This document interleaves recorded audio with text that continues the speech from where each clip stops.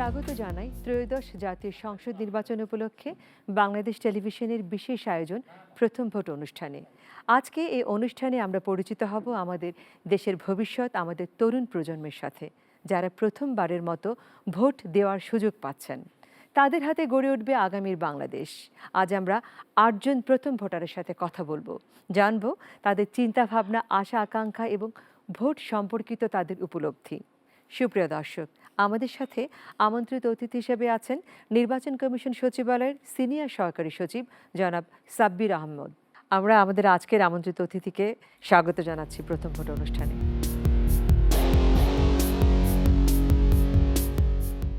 জনাব সাব্বির আহমদ, আপনাকে অনেক অনেক স্বাগত আজকে প্রথম ভোট অনুষ্ঠানে আসবার জন্য। আমাদের সাথে আছেন ৮ জন প্রথম ভোটার। আমরা এক এক করে তাদের পরিচয় জানবো। প্রথমে আমি আমার ডান দিক থেকে শুরু করতে চাচ্ছি। আমি হাবিবা সুলতানা বৃষ্টি, পড়াশোনা করছি শেরেবাংলা কৃষি বিশ্ববিদ্যালয়ে কৃষি অর্থনীতি বিভাগে। আমি সুমিত গুপ্ত, পেশায় আমি একজন ফার্মাসিস্ট। আমি আফরা ইবনা থিয়া, পড়াশোনা করছি বিকেএনএসএ নন স্কুল অ্যান্ড কলেজ থেকে। আমি মুনতাসির তাসরিফ, আমি পড়াশোনা করছি সাউথ ইস্ট বিশ্ববিদ্যালয়ে। এবারে আমি আবার বা পাশে যেতে চাইছি, আমি তাদের এক এক করে নাম পরিচয় জানতে চাইব। আমি আক্তার ইমাম, পেশায় একজন ব্যাংকার। আমি সুরাইয়া আক্তার আন্তা, আমি মেডিকেল ডিপার্টমেন্ট নার্সিং স্টুডেন্ট। আমি সুজন মাহমুদ, একজন গণমাধ্যম কর্মী। আমি শেখ শাম্মী আক্তার সারা, পড়াশোনা করছি বর্তমানে ঢাকা বিশ্ববিদ্যালয়ে। আমরা সবার নাম এবং পরিচয় জানলাম। আমি প্রথমেই আন্তা আপনার কাছে জানতে চাইছি যে এই যে প্রথম ভোটার হচ্ছেন বা প্রথম ভোট দিতে যাচ্ছেন, আপনার অনুভূতিটা কেমন? আমি অত্যন্ত আনন্দিত এবং খুবই এক্সাইটেড যে আমরা ভোট দিতে পারছি। এবং আগের দিনে দেখেছি যে আমাদের ভোট দিতে গিয়ে অনেক সমস্যায় ভুক্তভোগী হতে হয়েছে। তো আমি বলতে চাই যে বর্তমান এই নির্বাচনে আসলে আমরা খুবই আনন্দিত যে আমরা ভোট দিতে পারবো। এটাই হচ্ছে আমাদের তরুণ প্রজন্মের জন্য একটি বড় পাওয়া। আর কি কেউ পাশ থেকে বলবে যে প্রথম ভোট দেওয়ার অনুভূতিটা? একই সাথে আনন্দিত এবং অপরপক্ষে ভীত, কারণ আমি দেখেছি যে বিগত বছরগুলোতে আমাদের যে বাঙালি জাতির যে ইতিহাস, সেটি আমাদের বারবার বলে দেয় যে আমরা আমাদের অধিকারগুলো তো আদায় করে ফেলি, কিন্তু আমরা আমাদের সেই অধিকারগুলোকে রক্ষা করতে পারি না। রাজনৈতিক অধিকার প্রথম ভোট ফিরে পেয়েছি। আমরা এই অধিকার নিয়ে আমরা সচেতন থাকব, সতর্ক থাকব এবং ভবিষ্যতে যেন আমরা আমাদের সকল প্রকার অধিকারগুলো এভাবেই পেতে পারি, সেই আশাবাদ ব্যক্ত করব। প্রথম আমি ভোট দিতে যাচ্ছি এবং আগামীর যে বাংলাদেশ, যে তরুণ প্রজন্মের যে বাংলাদেশ আমরা আগামীতে দেখতে পারবো, সেটির একজন আমি কারিগর হিসাবে খুবই আনন্দিত। এবং এটা আমার আসলে নতুন অভিজ্ঞতা। এই অভিজ্ঞতাটা আমি কাজে লাগাতে চাই আমার দেশের স্বার্থে, আমার জনগণের স্বার্থে, এবং আমার যে দেশের যে মানে উন্নয়নের যে ধারা অব্যাহত থাকবে, সেটির পক্ষে আমি এটি ভূমিকা রাখবো বলে আমি প্রত্যাশা রাখি। এবং এটি আমার নতুন অভিজ্ঞতা, আমি খুব আনন্দিত। এই যে নতুন সংসদ নির্বাচিত হচ্ছে, সেই সংসদ নির্বাচনের ক্ষেত্রে কি কি অধিকারকে আপনি অগ্রাধিকার দিতে চান? দেশের যে হাল ধরবে তিনি একজন স্বচ্ছ ব্যক্তি হোক, তিনি যেন মানুষের প্রতি দায়বদ্ধ থাকেন। এই ধরনের মানুষই আমি চাই যে বাংলাদেশের ভবিষ্যৎ নিয়ে কাজ করবে, শুধু আমাদের প্রতিশ্রুতি না দিয়ে সে যেন দেশকে গড়ার চেষ্টা করে। আপনি কি ধরনের বাংলাদেশ দেখতে চান এবং এই নির্বাচনে বাংলাদেশ গড়তে আপনার ভূমিকা কি থাকবে? প্রথমত, এখন নির্বাচনকালীন একটি সময় চলছে, আপনি বলতে পারেন একটি নির্বাচনকালীন মৌসুম চলছে। এই মৌসুমে আমরা দেখছি যে বিভিন্ন জায়গায় অপপ্রচার এবং গুজবের যে রীতিটা, সেটার জন্য নির্বাচন কমিশনকে এবং প্রার্থীদেরকে বেগ পোহাতে হচ্ছে। তো আমাদের সবার যেহেতু সোশ্যাল মিডিয়া আছে, আমরা চাইব এই গুজবগুলোকে ধরিয়ে দিতে, এবং প্রত্যেক তরুণের উচিত, এবং যারা এই নির্বাচনকে ঘিরে সহিংসতায় লিপ্ত তাদেরকে আইন শৃঙ্খলা রক্ষাকারী বাহিনীর হাতে তুলে দেয়া এবং তাদের সম্পর্কে তথ্য দেয়া নির্বাচন কমিশনকে। এবং নির্বাচনের পরবর্তী সময়ে আমরা যেটা চাইব, যেই প্রত্যাশা নিয়ে আমরা তাদেরকে নির্বাচিত করেছি, সেই প্রত্যাশাটা যাতে পূরণ হয়, এজন্য যদি তারা কাজ না করে, তারা যদি জনগণের বিরোধী কাজ করে, তাহলে তাদের বিরুদ্ধে ঢাল হয়ে দাঁড়ানো। এবং যেইভাবে আমরা জুলাই গণ অভ্যুত্থানে আমাদের যোদ্ধারা, সহযোদ্ধারা জীবন দিয়েছে, সেভাবে আমরা আবারও জীবন দেওয়ার জন্য প্রস্তুতি নিয়ে থাকব। প্রথম ভোটার হিসাবে আপনি কি ধরনের চ্যালেঞ্জের মুখোমুখি হয়েছেন? আমরা আশা করছি শান্তিপূর্ণ নির্বাচন অনুষ্ঠিত হবে। সেই নির্বাচনে ব্যালটের একটি নিয়ম থাকে। আমার মনে হচ্ছে এই সময়টাতে এসেও আমরা সেই নিয়মটা প্রপারলি জানতে পারছি না। বিভিন্ন ধরনের প্রতিবন্ধকতা পোহাতে হবে আমাদেরকে নির্বাচনে ভোট দিতে গিয়ে। তবে আমার মনে হচ্ছে আমরা যদি ভোট কেন্দ্রে যাই আমরা অবশ্যই সহযোগিতা পাবো, এবং এর আগেই নির্বাচন কমিশন আমাদেরকে শিখিয়ে দেবে কিভাবে ভোটটা দেয়া যায়। এবং এর আগে আমরা দেখেছি বিভিন্নভাবে প্রভাবিত করা হতো, বিভিন্নভাবে যে আমার প্রার্থীকে ভোট দিতে হবে, আমাকে ভোট দিতে হবে, সেই প্রভাবটা মানে আমরা একটা প্রেশার থাকতো। হ্যাঁ, একটা প্রেশার থাকতো, কিন্তু আমার মনে হচ্ছে এইবার সেই সাহসটা দ্বিতীয়বার কেউ করবে না। আমি এবার এই পাশ থেকে জানতে চাইবো যে আপনাদের কি কোনো পরামর্শ আছে তরুণ প্রজন্ম যারা যারা এবার রাজনীতিতে অংশগ্রহণ করবেন, তাদের অংশগ্রহণের মাত্রা বাড়ানোর জন্য কি পরামর্শ থাকবে আপনাদের? তরুণ প্রজন্মরা আগামীতে যেভাবে আমরা দেখেছি জুলাই আন্দোলনে যেভাবে ঐক্যবদ্ধ হয়েছি, আমরা যদি আগামীতে ঐক্যবদ্ধ হই, শুধু রাজনীতির মাঠে যে আমরা নতুন বাংলাদেশ গড়ে তুলতে পারবো সেটা না, আমাদের রাজনীতির বাহিরেও আমাদের বিভিন্ন নাগরিকত্বর বিভিন্ন কাজ আছে। আমরা যদি সামাজিক নাগরিক এই কাজগুলো ব্যালেন্স করতে পারি এবং রাজনীতিতেও যদি আমরা যথেষ্ট ভালো কিছু ভূমিকা পালন করতে পারি, তাহলে হচ্ছে আমাদের আগামীতে তরুণ প্রজন্মরা আমরা ঐক্যবদ্ধ হতে পারবো এবং নতুন একটি রাষ্ট্র বা বাংলাদেশ আমরা তৈরি করতে পারবো।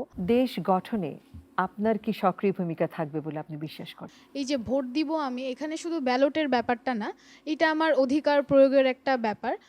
এখানে আমি আমার অধিকার প্রয়োগ করে একজন স্বচ্ছ, একজন ন্যায় মানুষ যিনি দেশের জন্য করতে চায় তাকে আমরা হচ্ছে বাছাই করে নিতে পারি। তো এর মাধ্যমেই যে হচ্ছে আমরা যদি যে আমাদের দেশের জন্য করবে এরকম একটা ব্যক্তিকে যদি আমরা পছন্দ করি বা চুজ করি দেশের জন্য, তাহলে তার মাধ্যমে হয়তো দেশের জন্য কিছু করা হবে। ভোট দেওয়ার বিষয়ে আসলে আপনাকে কোন ব্যাপারটি আগ্রহ সৃষ্টি করেছে আপনার মাঝে?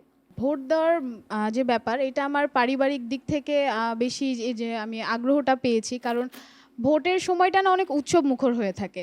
ছোটবেলায় দেখতাম যে বাবা মা ভোট দিতে যাচ্ছে, মানে অন্যরকম একটা আনন্দ ঘন একটা পরিবেশ থাকতো। এলাকায় দেখতাম যে সবাই হচ্ছে আজকে ভোটের দিন, সবাই ভোট দিতে যাবে, কে জিতবে এসব ব্যাপার নিয়ে মানুষজনের অনেক আগ্রহ থাকতো।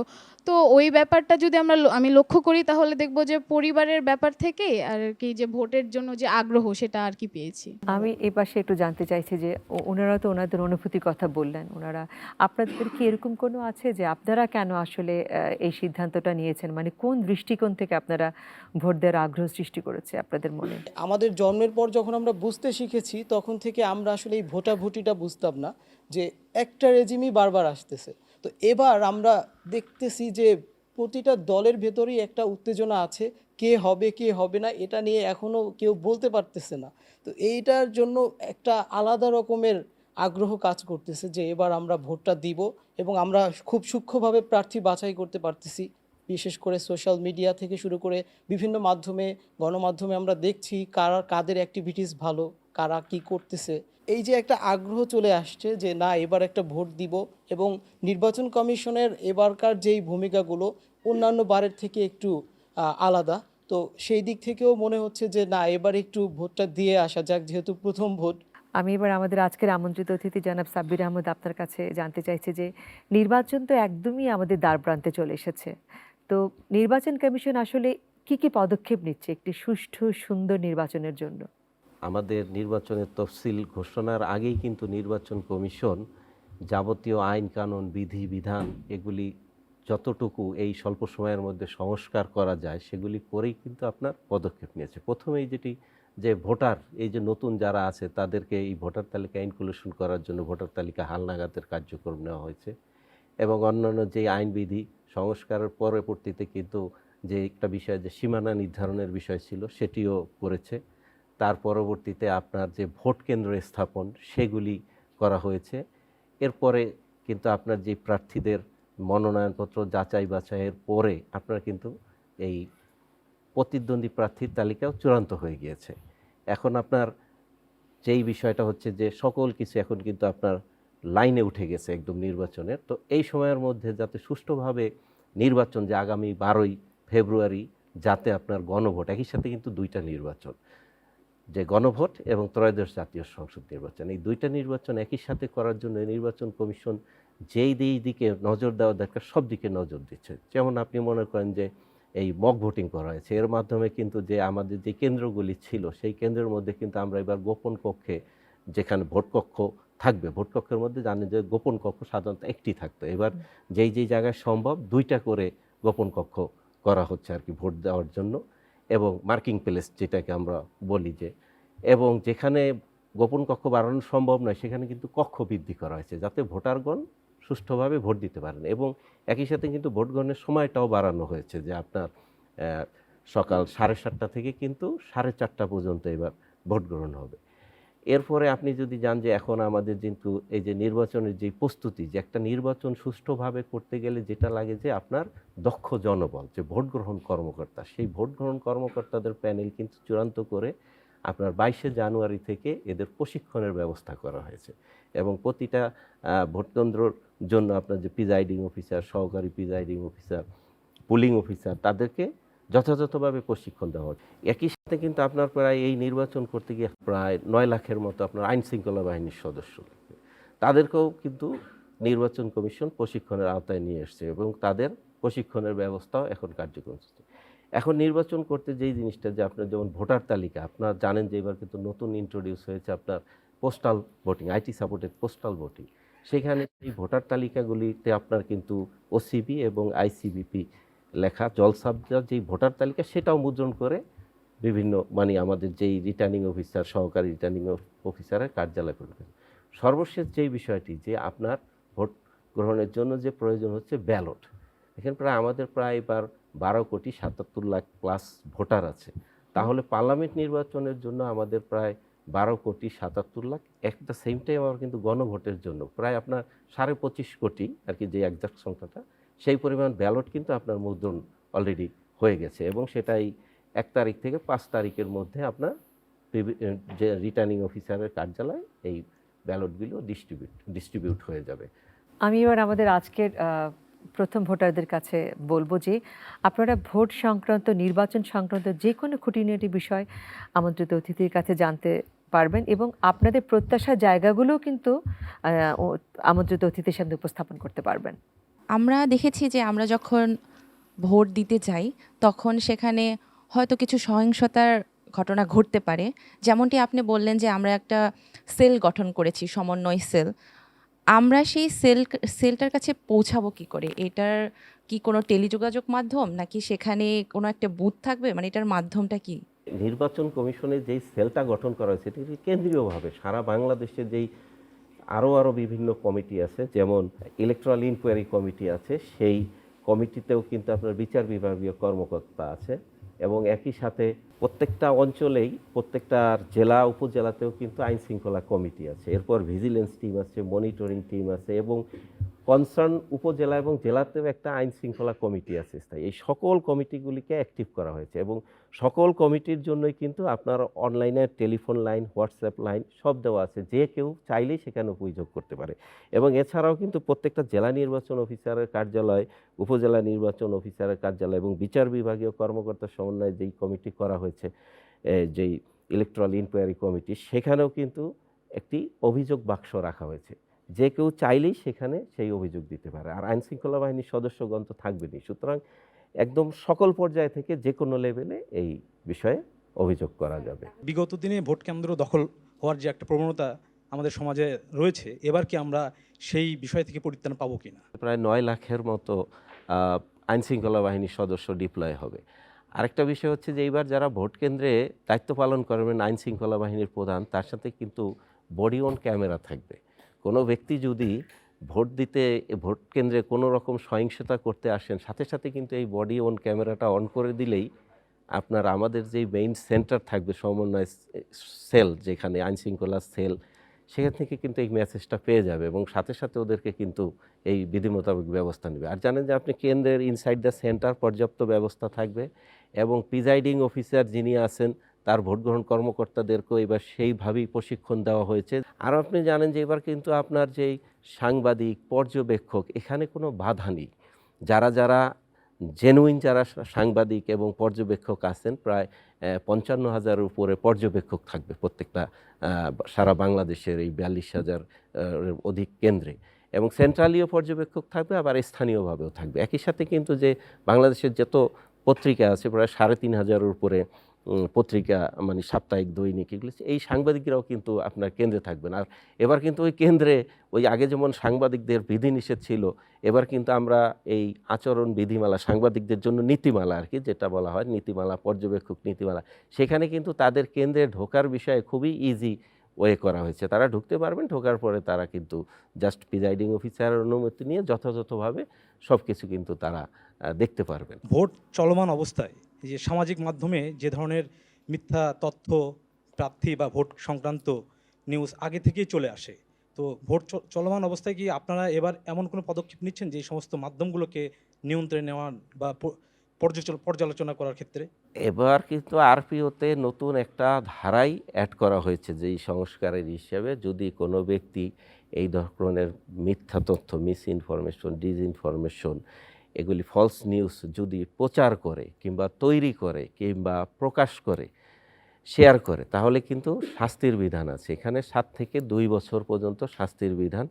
এই তথ্যগুলি দেখার জন্য কিন্তু নির্বাচন কমিশন মনিটরিং সেল করেছে, যে এটা যথাযথভাবে দেখা হচ্ছে উপজেলা লেভেলেও, জেলা লেভেলেও, সব লেভেলেও। কোথাও যদি কোনো রকম এরকম তথ্য আসে, সাথে সাথে আমাদের যে নির্বাচন কমিশনের ওয়েবসাইট এবং আমাদের যে সোশ্যাল মিডিয়াগুলি আছে, সেগুলিতে কিন্তু এটা যাচাই করে তারপরে শেয়ার করতে হবে, জানতে হবে প্রথমে। জানলেই কিন্তু এটা সাথে সাথে কিন্তু অ্যাড্রেস করা হবে। আমার যেটা প্রশ্ন, আমরা যারা তরুণ ভোটার রয়েছি তাদের প্রতি নির্বাচন কমিশনের কোনো ধরনের নির্দেশনা আছে কিনা যে এটা করা যাবে না, ওটা করা যাবে না? তরুণদের জন্য যে নির্দেশনা এরকম থাকবে এরকম না। তো একটা বিষয় হচ্ছে যে যারা সিনিয়র সিটিজেন আছেন কিংবা যারা অসুস্থ কিংবা সন্তান সম্ভবা এরকম কিংবা বিশেষ চাহিদা সম্পন্ন ব্যক্তি যারা আছেন আর কি, মানে পারসনস উইথ ডিসএবিলিটি, এই ধরনের তাদের জন্য নির্বাচন কমিশনের আলাদা ব্যবস্থা আছে, যে আমাদের তাদেরকে লাইনে দীর্ঘক্ষণ দাঁড়ানোর দরকার নেই। তাদেরকে দেখলে যে আমাদের আনসার সদস্য আছেন কিংবা বিএনসিসির যে সদস্য আছেন, তারা কিন্তু তাকে দ্রুত ভোট দেওয়ার ব্যবস্থা করবেন। এবং ভোট গ্রহণ কর্মকর্তাদেরকেও এই নির্দেশনা দেওয়া আছে যে তারা যাতে এদের যারা এরকম বিশেষ চাহিদা সম্পন্ন কিংবা বয়স্ক ভোটার আছেন, তাদের ভোটটা যেন আগে না হয়। আরেকটা বিষয় হচ্ছে যেমন তরুণদের কিন্তু আসলে একটা বুথ আলাদাই পড়বে। আমাদের যে ভোটার তালিকার সিস্টেম, যারা পরে এনলিস্টেড হয় তাদের তো ওই বয়সের সিরিয়াল অনুযায়ী মানে পরবর্তীতে তাদের সিরিয়াল নাম্বারটা থাকে। তো তরুণদের একটা সুবিধা হবে যে তরুণরা কিন্তু তারা দেখা যাবে যে সকল তরুণ একই কক্ষে ভোট দিচ্ছে, এইরকম তাদের কক্ষটা কিন্তু আলাদা হবে। আর সিনিয়রদের কক্ষটা দেখা যাবে যে যারা অনেক আগে থেকে ভোটার হয়েছে তাদের সিরিয়ালটা 1 থেকে শুরু হয়েছে। তাই এতে তরুণরা একটা সুবিধা হবে, যেখানে তরুণ আছে সেখানে ওই বুথে বেশি সংখ্যক তরুণ ভোটার থাকবে আর কি।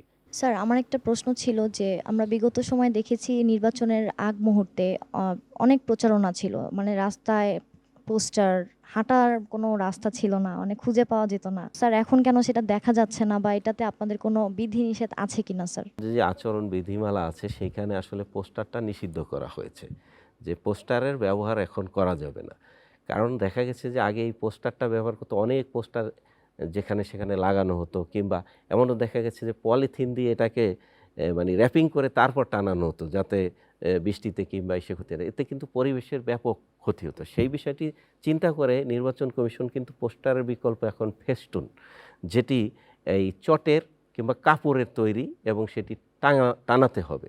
তো এখন আসলে নির্বাচনী যে আমাদের যেই রাজনৈতিক দল এবং যেই প্রতিদ্বন্দ্বী প্রার্থী, স্বতন্ত্র প্রার্থী যারা আছেন, তারা কিন্তু ফেস্টুন অলরেডি লাগানো শুরু করেছেন এবং একই সাথে তারা ব্যানার করতে পারবেন কাপড়ের, হ্যাঁ, চটের, কিংবা তারা কিন্তু বিলবোর্ডও স্থাপন করতে হবে যে ডিজিটাল মাধ্যমে।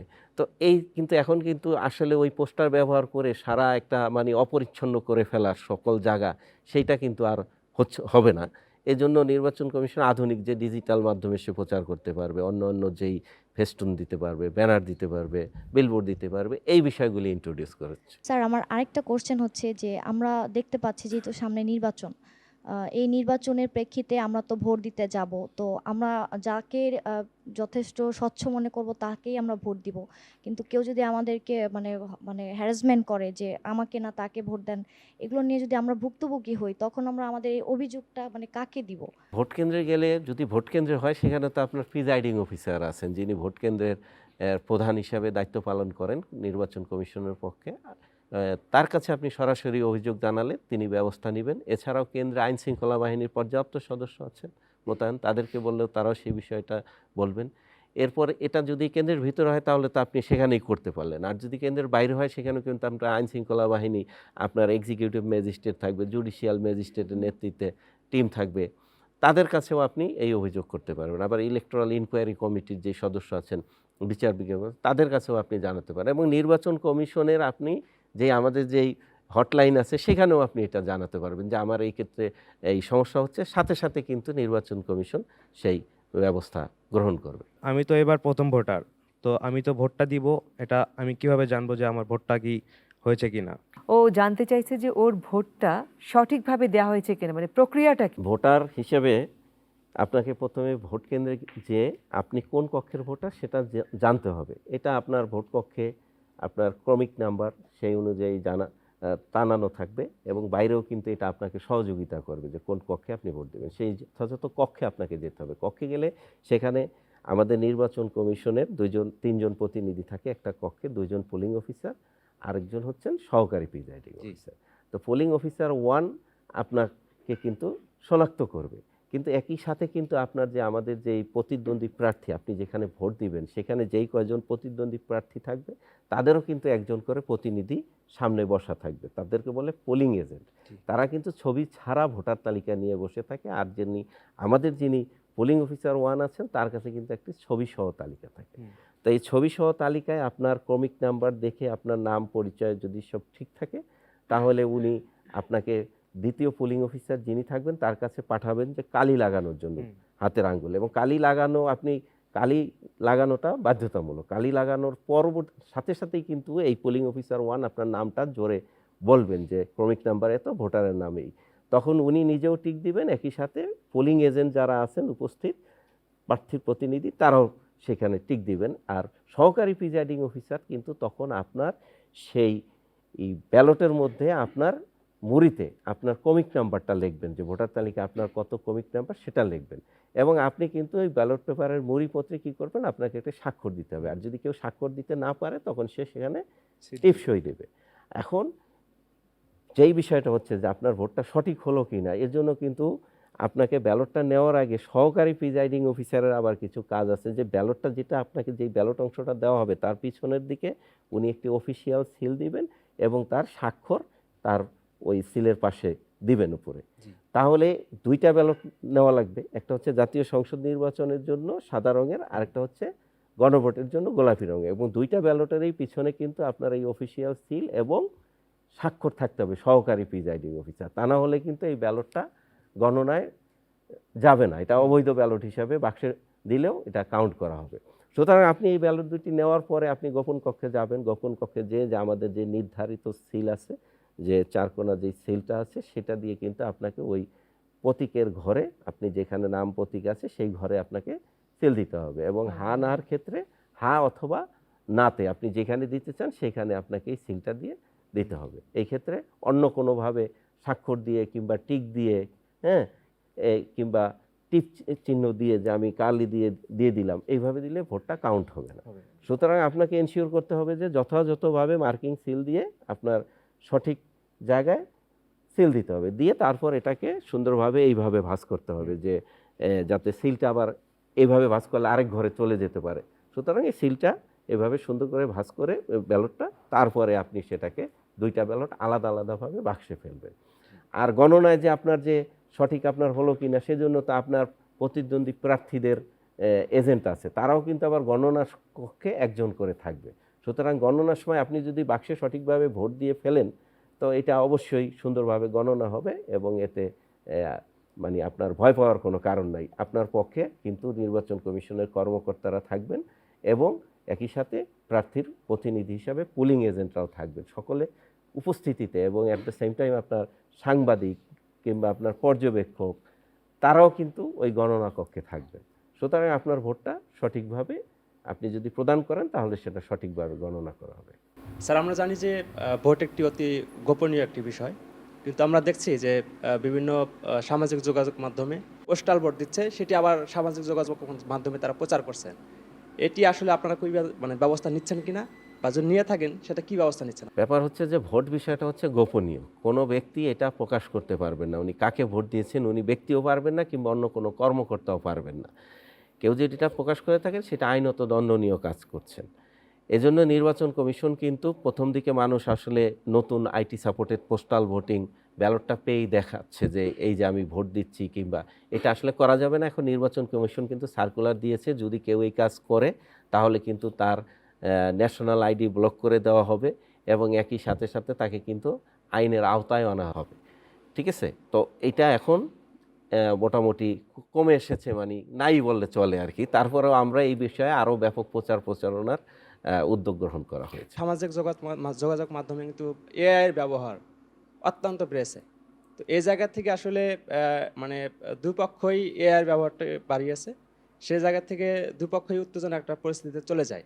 এটি নিয়ে আসলে এই এআই এর ব্যবহারের কারণে অনেক সময় আইন শৃঙ্খলার অবনতি হয়। তো এই এআই এর ব্যবহারের ক্ষেত্রে আপনারা আসলে নিয়ন্ত্রণ করতে পারছেন কিনা, বা পারলেও সেটি কতটুকু আপনারা পারছেন? এআই এর বিষয়ে আমি আগেও বলেছি যে এআই এর এইটা এনকাউন্টার করার জন্য কিন্তু আরপিওতে নতুন অনুচ্ছেদও যুক্ত করা হয়েছে, যে যদি কেউ এআই রিলেটেড কোনো কন্টেন্ট তৈরি করে, যে কারো চরিত্র হনন কিংবা কারো নির্বাচন কমিশনের ভাবমূর্তি নষ্ট করা কিংবা ভোটের শান্তিপূর্ণ পরিবেশ বিঘ্ন ঘটানোর জন্য, সেটা কিন্তু শাস্তিযোগ্য অপরাধ।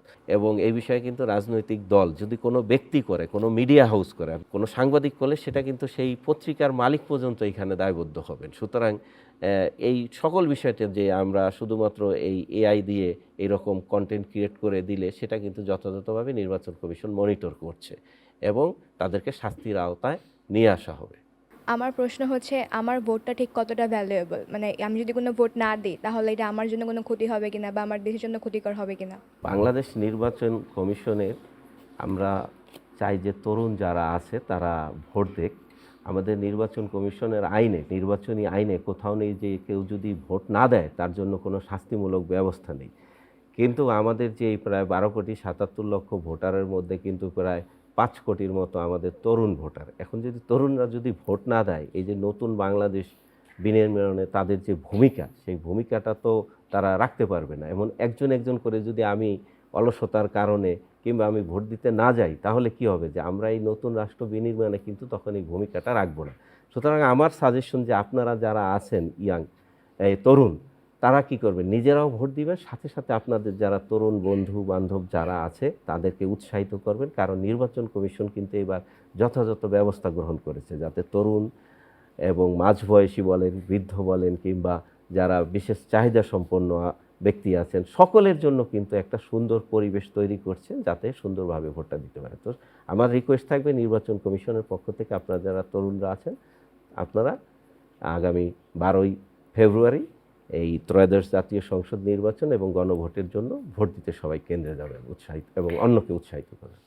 আমরা শেষ করবো আজকের আয়োজন। আমরা বলতে চাচ্ছি যে তরুণরাই কিন্তু আমাদের আগামীর ভবিষ্যৎ, এবং তরুণদের হাত দিয়েই কিন্তু, হাত ধরেই আমরা নতুন বাংলাদেশ গড়ব।